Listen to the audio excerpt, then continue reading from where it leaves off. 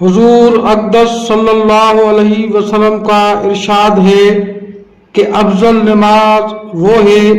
جس میں لمبی لمبی رکعتیں ہوں۔ مجاہد کہتے ہیں کہ حق تعالی شانہ کے ارشاد جیسے یہ قرآن کی آیت ہے، اور نماز میں کھڑے رہو اللہ کے سامنے۔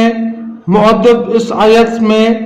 رکوع بھی داخل ہے، اور خشوع بھی، اور لمبی رکعتیں ہونا بھی، اور آنکھوں کو پست کرنا، بازوؤں کو جھکانا یعنی اکڑ کے کھڑا نہ ہونا، اور اللہ سے ڈرنا بھی شامل ہے کہ لفظ قنوت میں جس کا اس آیت میں حکم دیا گیا یہ سب چیزیں داخل ہیں۔ حضور اقدس صلی اللہ علیہ وسلم کے صحابہ میں سے جب کوئی شخص نماز کو کھڑا ہوتا تو اللہ تعالیٰ سے ڈرتا تھا، اس بات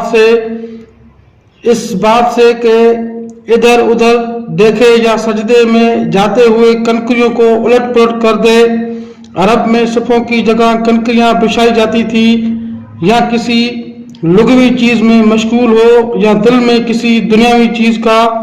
خیال لے آئے، ہاں بھول کے خیال آ گیا ہو تو وہ دوسری بات ہے۔